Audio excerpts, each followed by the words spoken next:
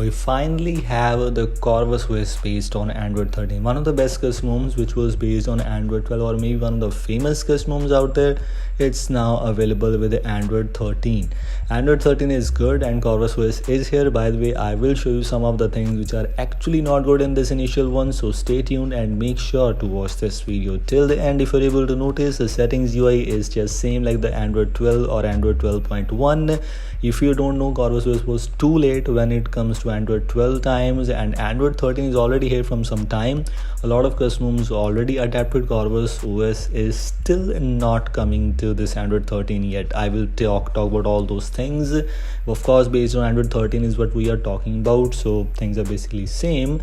If I move on the default launcher, unfortunately no features, no customization, simple quick step launcher. By the way, I'm using this version which is not officially available for many devices. If it is officially available for your device, there might be a slight changes here and there, but actually the ROM is not completed yet.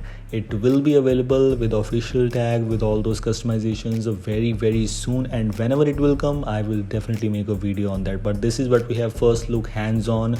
That is why I'm sharing with you. If you're able to notice the quick settings panel, the stock one which you have in Android 13, and you can see Corvus settings are there like theming, status bar, quick settings, lock screen, battery, notifications, buttons, miscellaneous. But these things actually does not have any major customizations. Only few of the things are available here and there, but most of the things are actually empty.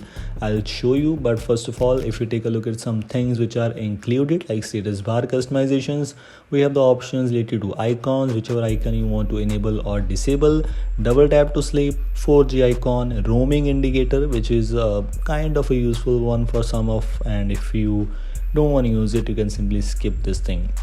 Another thing which we have is in the quick settings panel, where you can customize a brightness slider. Only the brightness slider, two things, like if you want to show the brightness slider on the bottom of the quick settings or not. I mean, no major customizations, which I just mentioned at the starting of the video. ROM is actually not completed and it's not officially available in their official website also, as far as I know, just according to my preferences how the things are going on with this one.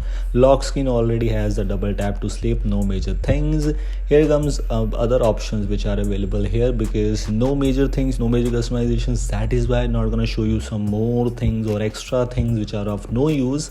These are the Corvus settings. If you're able to notice, theming is just empty, nothing here. Status bar I have already shown you, quick settings I've already shown you, lock screen also have only double tap to sleep, battery is not having anything, no major customizations, nothing at all. Notification is empty here too, buttons and navigation bar is nothing, and last but not least, miscellaneous is empty too.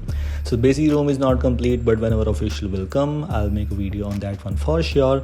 But this was all from today's short and simple video. I hope you like this. Thanks for watching and goodbye.